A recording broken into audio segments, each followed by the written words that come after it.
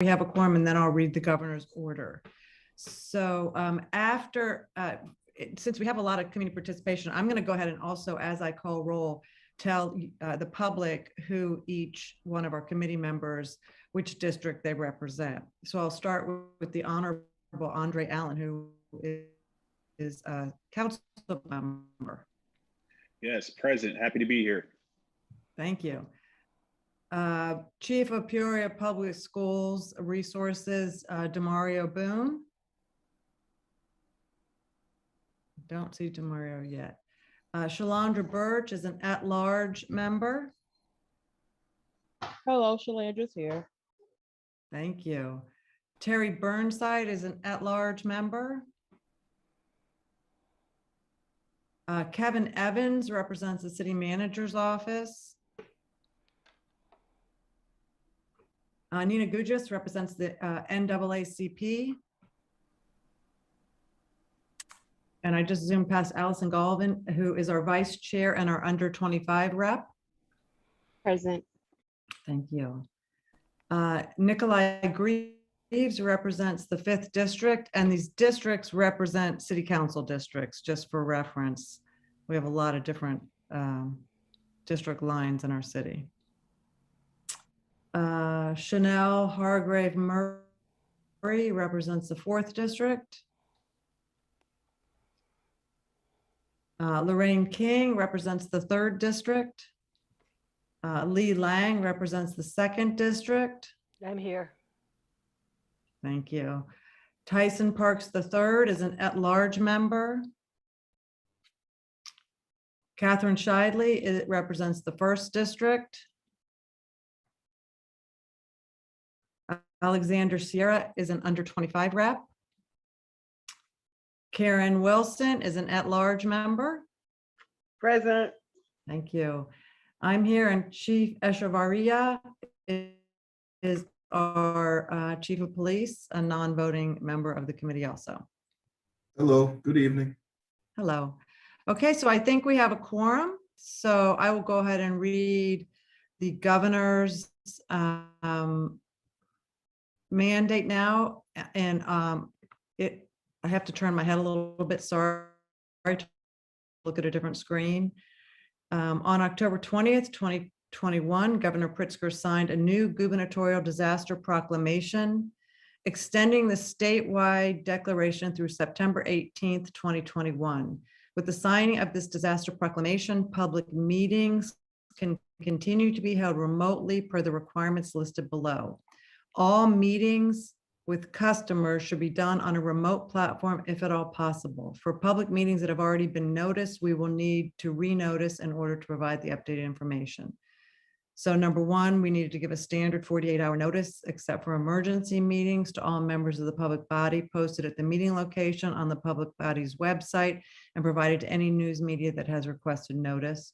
Number two, during the meeting, participating members must be verified and must be able to hear one another, as well as hear all discussion and testimony. Number three, during open meetings, members of the public who are present at the meeting location of the public body must be able to hear all discussion, testimony, and votes of the members of the body. Number four, if attendance at the regular meeting location is not feasible due to the disaster, alternate arrangements must be made, and notice of the meeting must include the arrangements that will provide live public access to hear all the parts of the open meeting, phone number or link to Zoom, Teams, GoToMeeting, etc. Five, at least one member of the public body, the chief legal counsel or the chief administrator office must be physically present at the meeting location unless it is not feasible to do so due to the disaster. Other public member of the public body may attend in person or remotely. Six, all votes must be by roll call, identifying each member and recording their vote on each issue. Seven, standard minutes of all meetings must be kept, approved, and made available for the public as usual, and a verbatim audio or video recording of all meetings must be made available to the public for review. These recordings are public records and must be maintained per the Open Meetings Act. Thank you for bearing with me through that. That's a lot. So anyway, I want to welcome everyone and thank you for coming. We do have a request that when you are speaking, if at all possible, would you please turn your camera on? I'm not a fan of the camera either, but if you're speaking, we would like to see your face. We understand that there's all kinds of reasons. Like right now, I have a big sun thing right in the middle of my face. But we understand that sometimes it's just not convenient, but we would like to get to know everybody and being more engaged. So this is the last in our town hall series. We had a 3-part series by Zoom, and the theme of those meetings was to present resources that the community has to offer regarding safety and prevention of violence and just all around resources. So we've had the resource officer for the Peoria Public Police Department present. We've had the Community Against Violence present, PCAV, and we've had a resident officer present. So today we are honored to have our new chief, Echevarria, answer some questions and concerns of community members. But first, what we're going to do, for those of you who don't know, and we do have some new members on the committee, we're going to just present a quick slideshow. It won't be anywhere near as painful as that last thing I just read, that tells you a little bit about how this committee came about and what the goal of this committee is. And I do have one more thing to read once we've done that, which is how we try to achieve that goal. So Allison is our vice chair, and she has control of the PowerPoint, and she is going to share her screen. The other thing we ask, well, I guess I can say it now, but we just want people to be able to speak their minds safely and be respectful of all others when they're asking questions. So we are the Advisory Committee on Police Community Relations. We are only an advisory committee to the City Council. This is a list of the names I just read, all of the members. I think this is one of the first times in a while we've had a full committee, so we're happy about that. This is I think one of the most important slides here. We came out of a dialogue between the city, the NAACP, and the Federal Department of Justice. An ordinance was written and created June 22nd of 2010. The mayor, with concurrence of the city council, approves each of our members. There's 17. They represent different age groups, genders, and they come from different districts in the city. And I think they also do represent different races. We have staggered 1, 2, and 3-year terms that anyone in the community is welcome to apply for. That information for the application is on the city's website. We have 1 representative from each council district.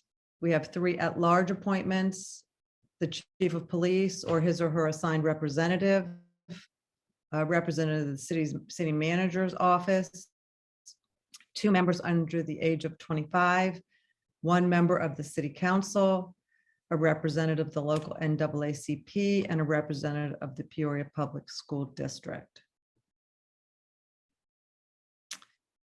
The Advisory Committee on Police Community Relations is hereby created for the purpose of advising the chief of police of the city, the mayor, and the city council on matters concerned with improving police community relations and to provide an independent means of communication and assistance between the citizens of Peoria and the Peoria Police Department in order to foster a positive working relationship between the community and the police. This crazy slide shows where we participate in the complaint process once any complaint to the police department has been finalized and reviewed. We do not have any participation in the actual outcome of or investigation of police complaint. Our role, which I will read to you in a moment, is simply to listen to citizens once their complaint has gone through the process and address any complaints about the complaint process. And that will hopefully become a little bit clearer than this slide in a minute. The goals of our committee is to create community awareness of the advisory committee and the complaint process, sponsor collaborative events, listening sessions, and town hall meetings, which is what we're doing right now. Follow up mediated dispute claims, build bridges of trust, of conciliation between the police and Peoria residents, and support the department's diversification goals. The committee met several years ago and endorsed these particular programs that are within the actual police department. The resident officer program, improving the complaint process, the shot spotter initiative, the body cam program, the police explorer and cadet programs, crime stoppers, focused deterrence initiatives, cultural competency training for officers and staff, PCAV, and the CALIA standards for law enforcement agencies, which our police department has achieved. And I think if you have any questions about any of those line items, Chief might be able to answer them. We used to take this town hall meeting to the community. We met it was, before the pandemic. We met in 61605, 61602, 61603, 61604, at the Gateway Building, at the Franciscan Complex, and then we had a joint 61614, 15, 525, and 628 out at the North Library. So there are pros and cons of meeting on Zoom, as everybody knows. You don't have to leave the comfort of your own home and interrupt, your life. But eventually, we do hope to restart these out in the community, so more people, neighbors, can attend.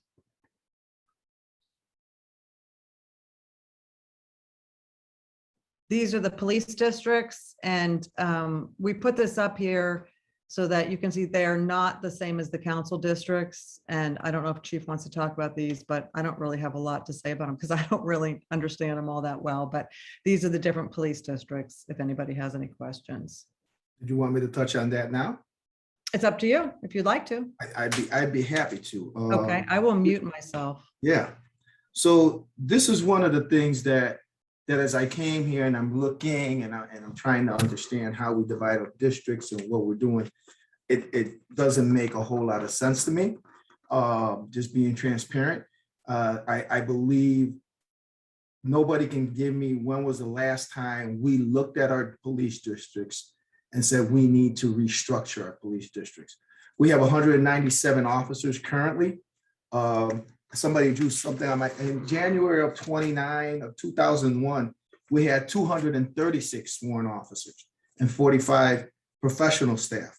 Currently, I have 197 and 19 professional staff. And so we've probably had the same districts since before that. And then as the city continued to grow, they continued to just, okay, we'll make this one 15, we'll make this one 16 and 17. And as you can see, the sizes, some are much bigger than others. And so I think it's a time now that we need to look at our data, see where our calls for service are, and see where we are pushing our resources to and how we're pushing our resources to it. One, based on the amount of crimes and calls for service, obviously, we need to look at that and how we're servicing them. Because I can imagine that we have council members who are receiving complaints that we're not seeing police presence in some areas, but we're seeing more police presence in other areas. And we have to be equitable in how we do that, obviously. And we want to make sure that we have presence everywhere throughout the city. And then looking at what our staffing levels are and how we look at the city and divide the city up appropriately to be able to put our officers in those areas and be able to respond appropriately as calls come in. And so it gets very tricky when I have to figure out which council area is within what police area district. And so this is something that I'm looking at and that we'll be looking at here as we move into the next year. And it's something that I want to with our GIS department have to restructure because now you have to go into the mapping system and change all those dots for our mapping. So when officers are being deployed into different areas, it matches with the CAD system and the calls for service are coming in. It all matches. So I figured I'd just touch on that real quickly. Thank you, because I was going to blow right by that one. I don't understand these districts at all, so misery loves company here. So I look forward to seeing how you guys decide to, if there's any, sometimes we just say, keep it simple. And if there's any rationale for doing something different than the council districts or, so I don't know, but yeah, it'll be interesting to see how you guys approach that redistricting. Okay, so that's an overview of how we came about. I have one other short paragraph I'd like to read that there is a link to in the municipal code that actually discusses that complaint process, because that actually is our reason for being. It's only two paragraphs, so I'll be quick with it. The Advisory Committee on Police Community Relations is hereby created for the purpose of advising the chief of police of the city, the mayor, and city council on matters concerned with improving police community relations, and to provide an independent means of communication and assistance between the citizens of Peoria and the Peoria Police Department in order to foster a positive working relationship between the community and the police. In the event a complaint of police misconduct is brought to the attention of any member of the committee by any citizen, such member should encourage the citizen to bring any complaint to the police department and cooperate in the police investigation of it. The member shall not become involved in the original investigation of the complaint. In the event that a citizen is not satisfied with the outcome of the investigation of their complaint, the committee may review the matter with the complainant and may discuss the matter with the chief and or make a non-binding recommendation to the chief.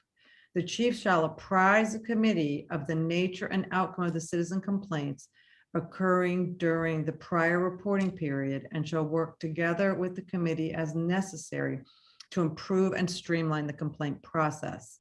The committee may review police-related policies and practices with the chief and make non-binding recommendations for improvement. It is not the intent of this section that the Advisory Committee on Police Community Relations in any way infringe upon or duplicate the functions of the Board of Fire and Police Commissioners, the Chief of Police, or the Equal Opportunity Officer of the City of Peoria. So that tells you a little bit about who we are and what our goals are. Quite frankly, we don't get a lot of citizens coming to us, talking to us about the complaint process or the outcome of their complaints. So what we have done is we have kind of reinvented ourselves with the goal of having these town hall meetings so that you all have the opportunity to address the chief or anyone in the police department and bring your concerns forward. So our ground rules are that we're going to agree on here is number one. I think everyone kind of is familiar with Zoom. Please mute yourself if you're not talking. Sometimes we can get feedback. As I mentioned, we'd love to have you turn your camera on if you're comfortable with that. Please name yourself when you're talking. It's optional also.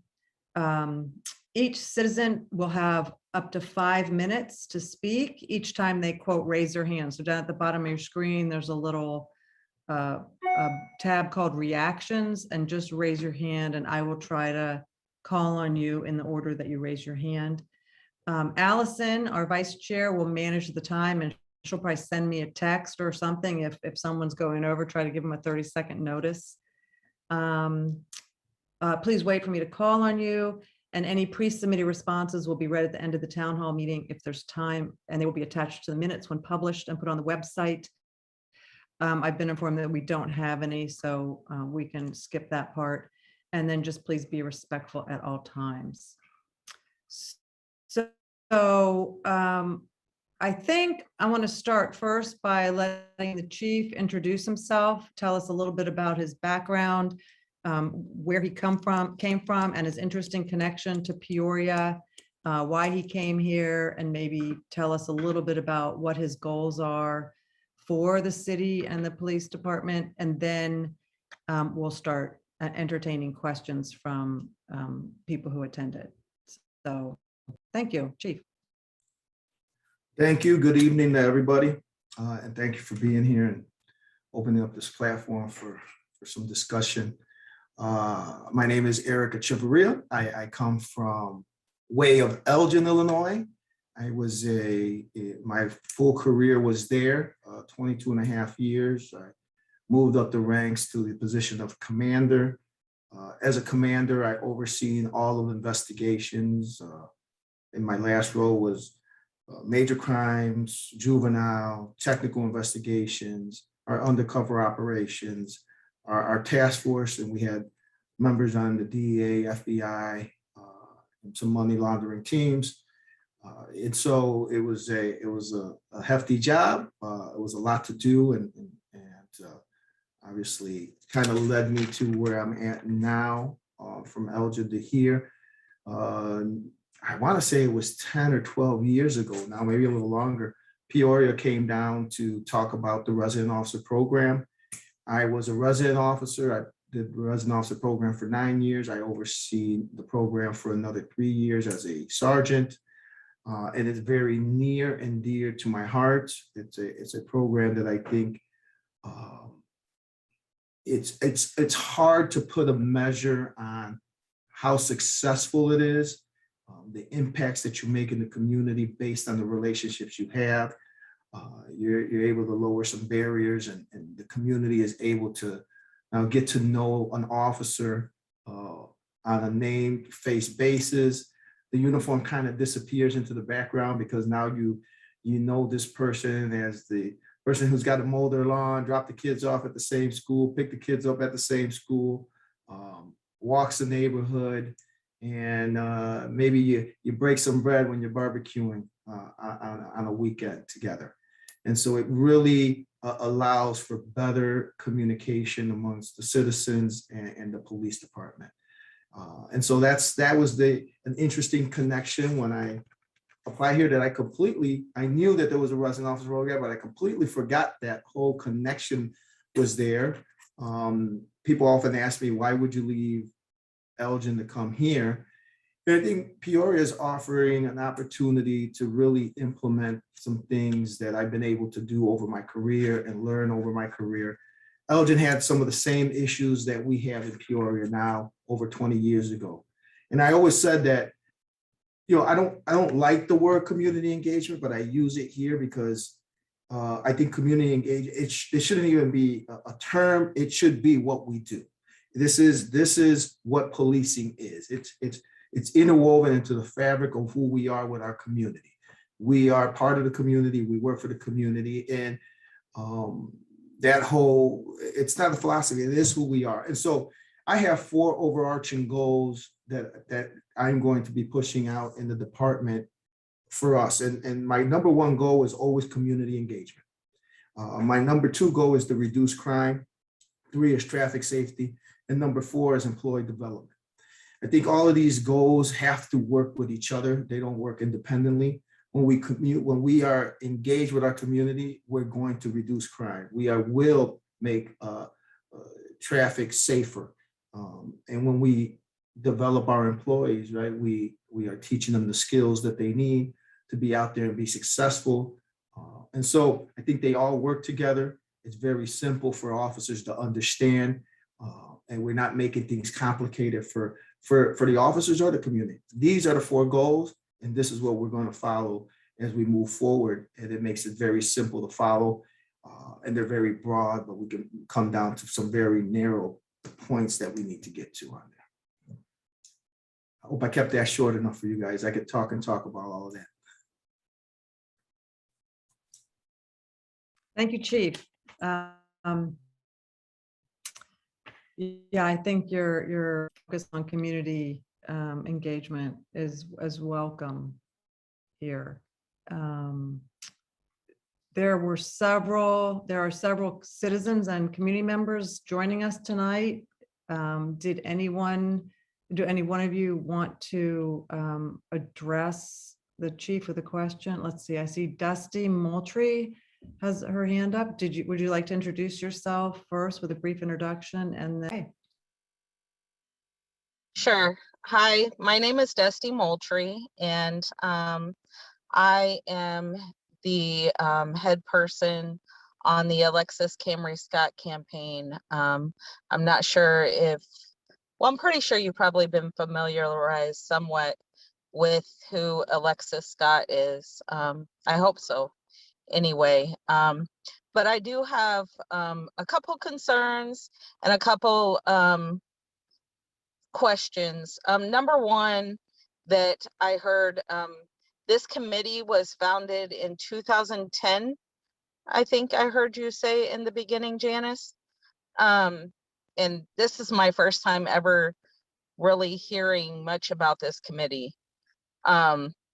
Secondly, I heard you state that when a citizen has a complaint, that the complaint goes to the chief.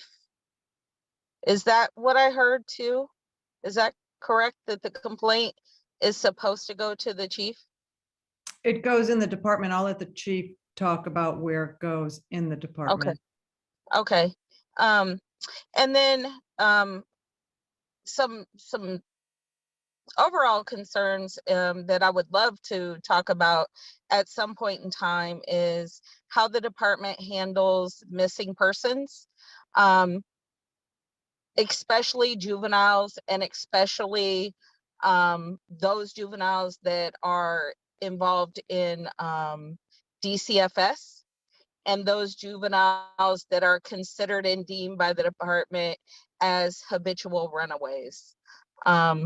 So I brought some ideas and concerns to the Detective Bureau before, but some things that I do have to talk about and that I would like to talk about, of course, can't be talked about on the community platform, but those are just some things that I would like to be able to address. I don't know if the way that you handle the habitual runaways or the children that go missing that are involved in the department, if this is the platform to bring that or not, but those are two of my main community concerns.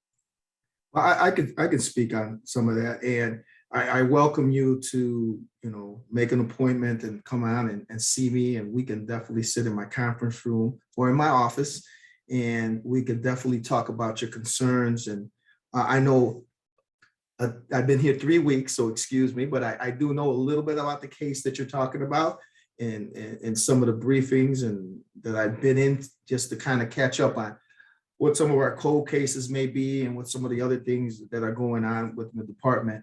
I know when it comes to juveniles, I know that Chief Boone is not on here today, but I met with him this week or last week.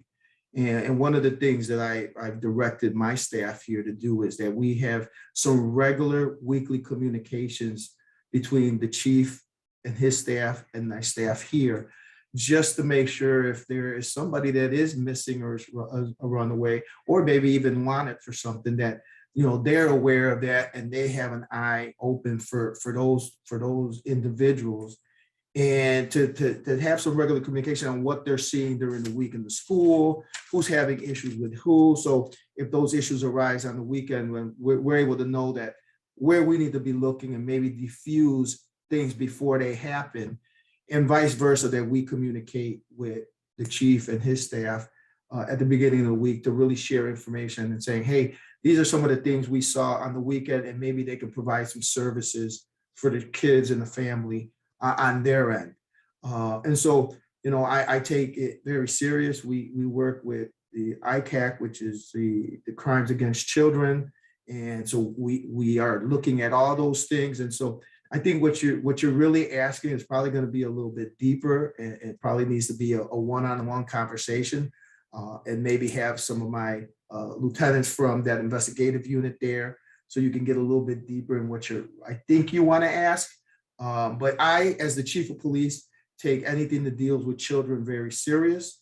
and we will work on those cases as far as we can.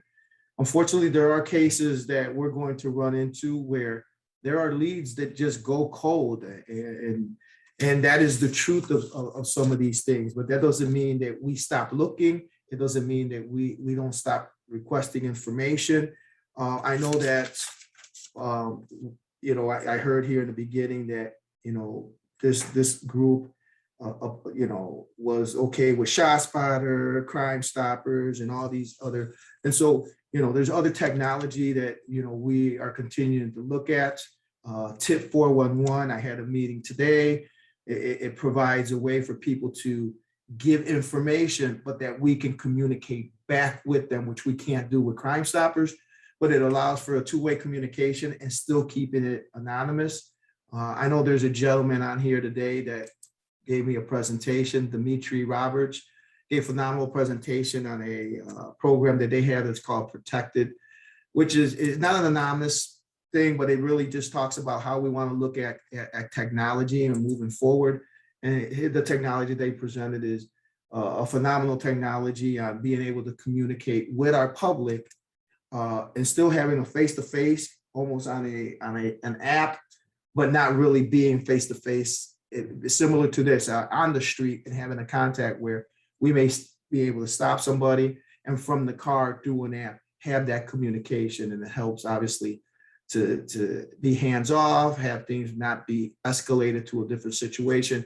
And I'm sure that at some point we will bring Dimitri in to talk about this pilot program that I'm excited about, and I think he's excited about, and working together to figure out how we continue to service our community. But I welcome you, and I'll share my information here. I think if you want to put your email on here, we can switch emails and we can connect, and I invite you to come to my office and we can continue a conversation.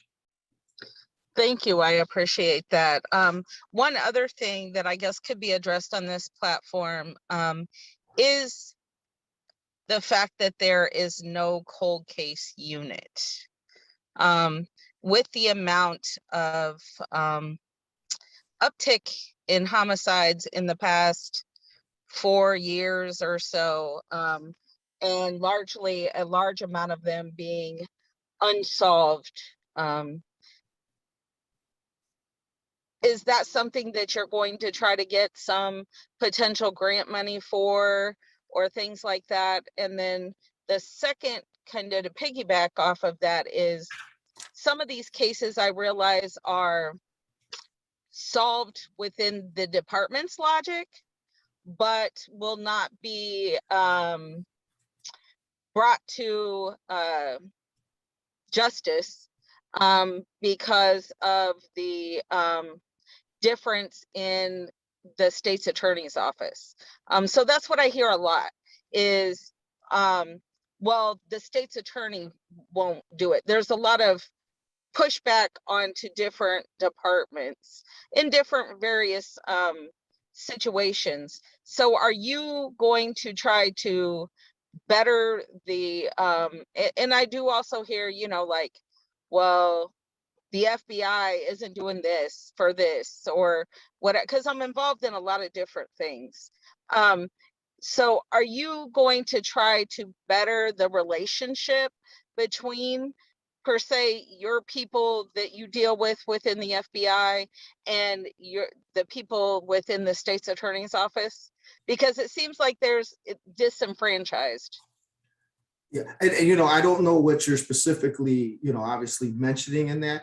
Sure. The days of going back and blaming other departments are over. If that was happening, we need to work collectively together.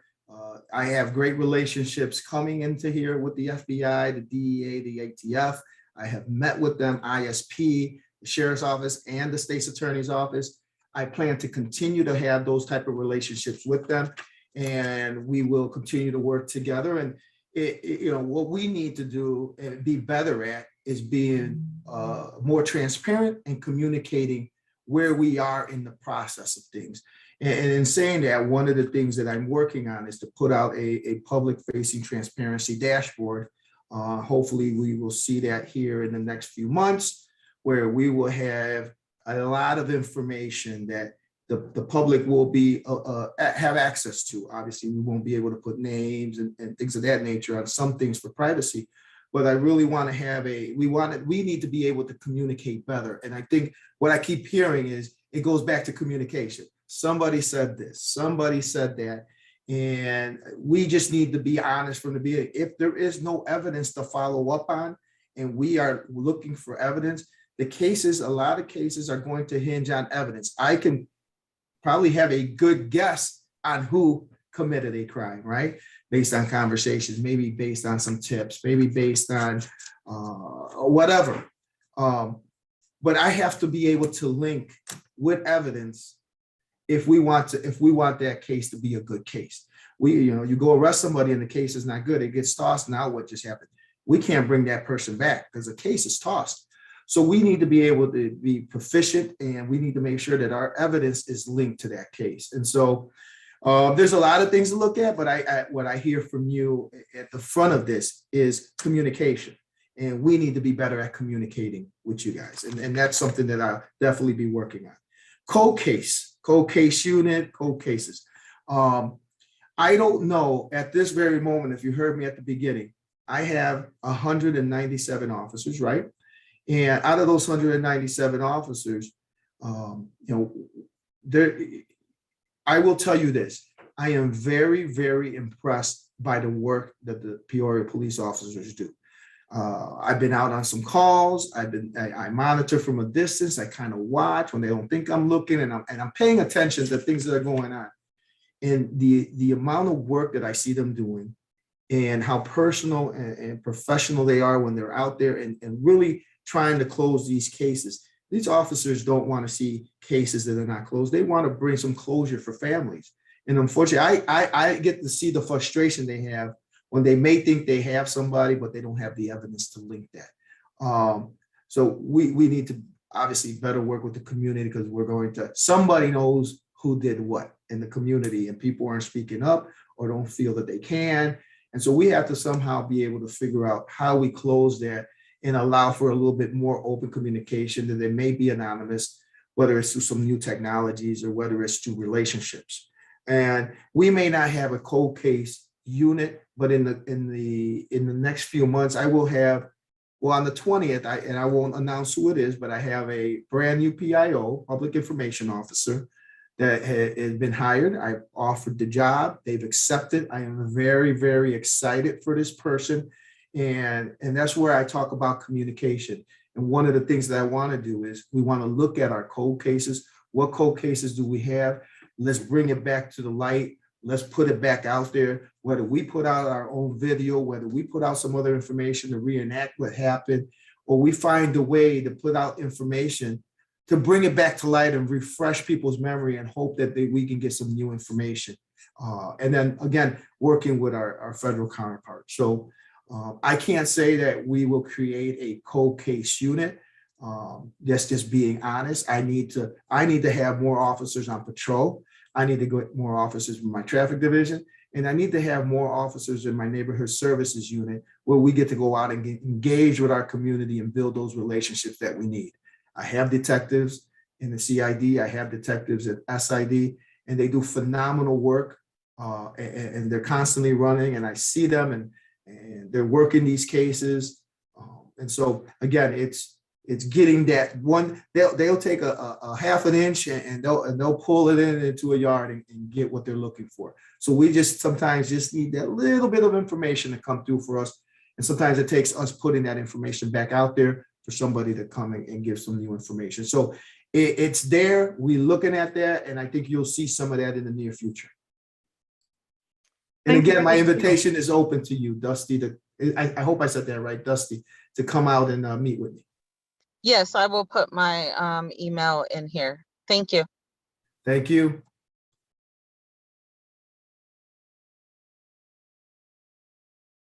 Janice, you're on mute. Thought I clicked that button. Thank you. Thank you to both of you. Dusty, I learned a lot there with Chief's answers and your questions. we will take questions from other people. I just want to tell you that we empathize with your difficulty in finding out about us, and we want to know, how did you find out about this meeting, and what can we do better to let citizens know about us, so that more people can participate. Where some of us are putting it on our social media, it goes on the city website with all the regular announcements of city meetings, but what can we do better? How can we get the word out better to you? Well, I actually found out about this because I try to keep up on things like this because I'm very active as well. And I actually found out about this in a private group that I was invited to that was complaining about some issues in the Taft with the PHA. And I'm not sure who shared it in there at the moment, but someone shared it and I seen it and I posted it on Alexis's campaign page to invite people. So I'm still a little disappointed to only see 18 people on here, and most of them are members. But you know, I think that okay. may be because people don't know what this really is. And I never heard of this committee before, so I'm just Okay, well, kind of shocked. we're gonna try to do better, and if you have any suggestions, you can get my email and share it with us. I see we have Thank you. one hand up, Pat Denzer. Would you like to introduce yourself and contribute here? Thank you. And contribute. Okay, my name is Pat Denzer. I represent, well, I don't represent, I'm a member of a group called Faith Communities for Racial Equity. And it is a group of white churches that are looking to support racial equity within Peoria. We have talked to Andre Allen. He has been invited. He has spoken to our group. We've talked to Reverend Johnson. He's spoken to our group. And we just came from a meeting with Mayor Ali. Our whole purpose is to we have actually 3 goals, and we are in the process of setting up a Facebook site that will talk about the 3 goals that we have for Peoria, for our group. But we want to support the activities of Black people to make sure that it is racially fair to everyone. We would talk to, we're interested in the police actions. I was so encouraged with the chief of police. I was so encouraged with some of the other comments that are things that you said, Janice, throughout this whole process. It warmed my heart, basically what it did. And I look forward to seeing some of these things. I know that we want to talk to as many of the official leaders within Peoria to find out how we can best support our community, our Peoria. So we've had some of our members served on the search committee for the chief of police. Some of our members served on the interview process for the chief of police. So it is encouraging to see where we're going with that. One of my questions is, what do we have? And this probably goes to the chief of police. Do we have mental health personnel that do go out with police officers in those cases that warrant it? No. And that is something that I want to have that changes here, is we call for a service that'll go out and do that. And I think that's inefficient for us. And I have space here in the police department that I want to offer to have them here give them radios, give them a vest that says mental health worker or social worker or whatever, and that we have a co-response model versus them responding on their own from somewhere else. I think it's important to have that. I've talked to our communications center, and I'm happy to say that we have in our communications center a mental health worker, if I could use that word, that is triaging calls. And that's very important that we start to do that. And nobody else is doing that. So we should be very proud that Peoria is on the forefront of that. And it's kind of a pilot program. When I brought it up, they were already on it.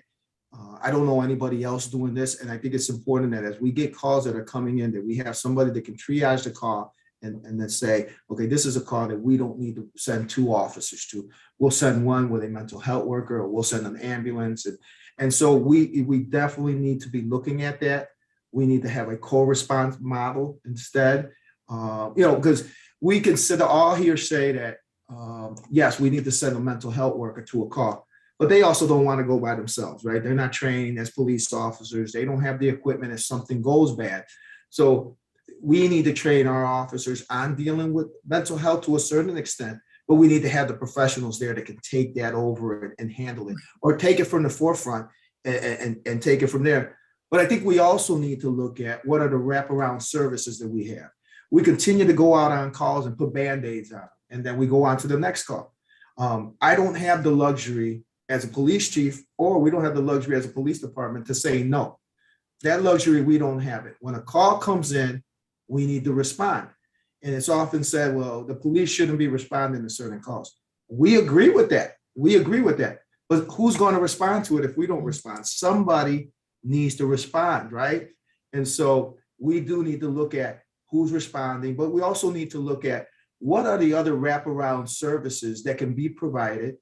And in my short 3 weeks here, what I've learned immediately is Peoria has a lot of services to offer, but Peoria also has a lot of services that are all siloed by themselves, and nobody is working collectively together. I can't say nobody. For the most of the people that the groups that I've met, everybody, I'm doing this, I want to do this, I'm doing this, but nobody is saying, how do we collectively bring that all under one umbrella? And if I'm dealing with something, I can refer somebody to something else within that whole group. And so I always bring up the image of a wheel and the spokes. If you have one wheel with one spoke, you can't ride that. You can't ride that bike. You can't use that wheel.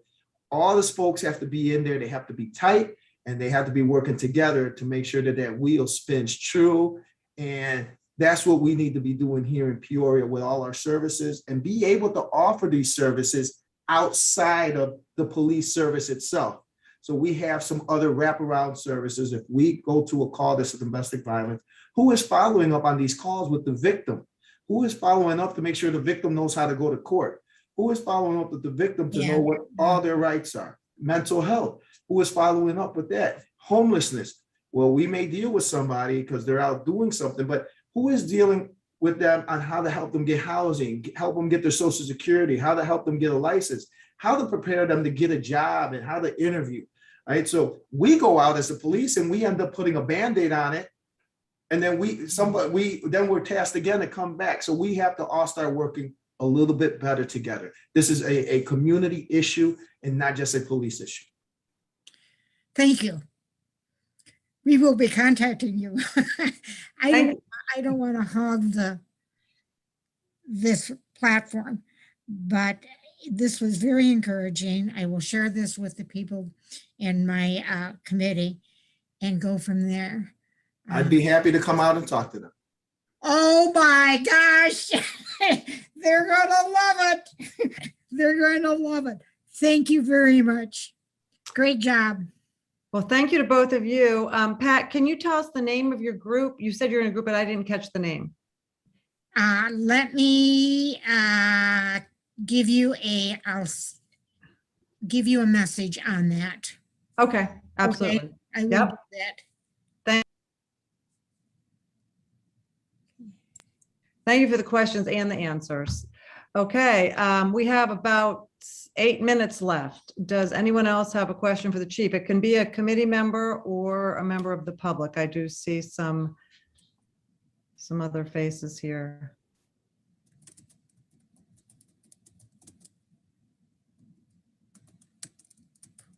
We've gotten some pretty substantive answers so far, and we appreciate that. I'll ask. Janice. Oh, yes. Janice. Yes. Dimitri Roberts has his hand up. Oh, we must have now gotten enough people to get off the screen. Okay, I don't see. Oh, Dimitri, there you go. I see it. Okay, Dimitri. Hi, Janice. Thanks so much. And just out of respect to the chief, he was kind enough to mention that we had met and talked and had a bit of a conversation. And it's very important to me being here with you guys this evening that you know a little bit about what's going on in the space of transparency. So I'm a former police officer. I'm also a military combat veteran, and I'm born and raised in Chicago. So I'm very familiar with the Midwest, and it's near and dear to my heart. I started a company a couple of years ago, post-retirement, and I spent 10 years in law enforcement at multiple levels. And I've created a company around doing and the abilities to address exactly what we're talking about here on the call. And that is being able to interconnect the disparities between the communities and the police who have sworn an oath to serve them. And so I'm going to be coming out in a couple of weeks to meet with the chief one-on-one to talk about us starting a pilot program in the community. And the emphasis is in the community because a lot of times when we have conversations or you have organizations having conversations with police chief or police staff, it kind of sends a bit of a message that, you know, we're on one side of this issue or the other. And what we focused on is really a grassroots engagement, and that starts with the community first. Our platform is called Protected. The company is called 7-Star. And what I love to do, Janice, is coordinate with you, and hopefully maybe we can either come back on and present during a next meeting that you guys may have, or even set up our own individual town hall when we come to town with some of the groups and some of the organizations that you have on here or that you guys advocate for, with the whole goal of better interconnection and better communication with the police and with the community. So at the foundations of what we do, we allow both the police officer and the citizen to communicate in real time and exchange critical information during any interaction that they're having. And we allow the citizens to then rate their experience with the officers post any interactions that they've had. That information goes directly to command staff and to the police chief. So, you know, we've heard a lot of communication and conversation about defunding the police across the country. And what I know is that nobody's saying take away resources from the police, but what we're really saying is how do we better use our police resources? How do we better connect with the communities? How do we make sure that our officers are safe? But overall, how do we work better together? And I think technology and connecting you guys and connecting citizens and police in real time is a solution to that. And that comes from me working in one of the highest crime areas in the country on the south side of Chicago. And the goal is that, again, creating a piece of technology that allows that communication to happen in real time helps to reduce the propensity for escalation, helps to reduce the stress, but also helps for some of the issues that we've talked about here on the call tonight, like follow-ups, like getting folks the right services, like wraparound services, but more so making sure that we have the opportunity to continue to communicate in a positive way. So thanks so much, Janice, for letting me just share that, and look forward to communicating not just with you, but hopefully presenting to everybody on the call that might be interested.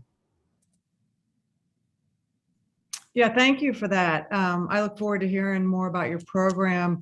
I think we have so many resources in Peoria. I'd like to see the resources employed before we even get the police involved and keep people healthy, happy, and learning. I mean, to me, that's, I think the key is before they even get even close to the system. So I do think we have a lot to learn here. Chief, I don't know if you wanted to respond to anything Dimitri said. Dimitri gave a phenomenal presentation earlier today.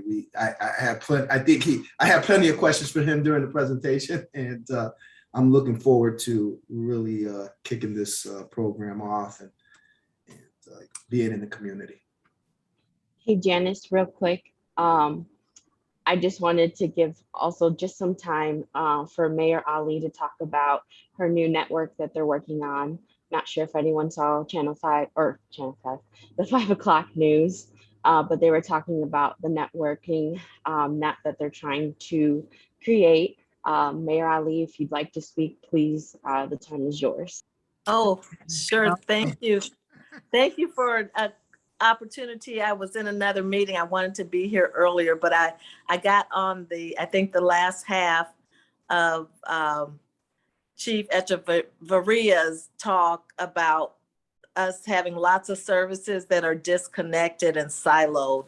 And that is just so true. And that's why we've introduced this safety network that we're calling SNET, to really bring these resources together, not just the initial 50 programs or initiatives that we meet and talk with on a bi-weekly basis, but to expand that to include all the programs that might impact violence or gun violence within our community. Again, it's working in conjunction with the police, the community working with the police to address all the various issues that we have that impact violence. So we're calling it SNET.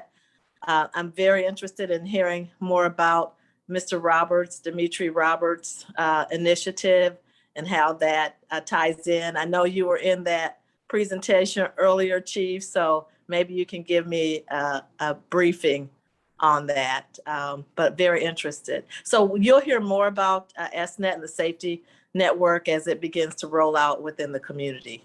Thank you. Thank you, Mayor Ali. I didn't see your hand up, so I apologize for glossing over here. Oh, Welcome. Janice, no, thank you for your leadership in this, and the town meeting, I think, is just a great idea. I had spoken earlier today with that Faith Communities for Racial Equity group and told them about tonight's meeting. So I was really happy to see Pat Denzer on the call. Yes. Well, thank you everyone for your time. We are now approaching 7 o'clock. So I think we have to run the roll and ask for a motion to adjourn and then vote on it. Do we do that for the town hall also? I'm new at this. So do we have a motion to adjourn from our committee members? But first, we want to thank everyone for coming and participating. Oh, I do see some people waving their hands. Pat, did you want to say something? Yeah, I just want to know, is all this information on the City of Peoria website? Which information? The stuff that you shared about the committee. Yes, the slideshow is not, Rita, we cleaned up the old slideshow and presented that at the beginning. There were a whole bunch, like the process of filing a complaint and the list Yes. of officers and things like that. It Okay. is, but if you can't find it, just let me know and we'll make sure you get a hold of it. Okay, very good. Yeah. Thank you. This was You're wonderful. I enjoyed this. Good, I'm glad to see you. I will be Okay. back again. Whenever So do we the have next meeting is. a motion to adjourn? I move we adjourn. Okay, second. I'll go ahead and second that, Janice. Okay, Allison, second. So we can vote here. Andre Allen. I saw him on here. He's at another meeting, I'm sure. Demario's not here. Shalandra, Yes. Terry Burnside, Kevin Evans, Allison. Yes. Okay, Nina Gugis, Nikolai Greaves, Chanel Hargrave Murray, Lorraine King, I don't see her. Lang Lee, Yes. okay, thank you. Tyson Parks III. Catherine Shidley, welcome. You're muted. Yes. Okay, thank you, Catherine. Alexander Sierra. Karen Wilson already, obviously, Karen, did you vote? No. Yes. Okay, and Chief Echevarria. Yes. Okay, thank you all. We are adjourned. Thank you all for Thank you. coming and This was taking part very of your good. night. Again. Yes. Recording Thank you. stopped. Mr.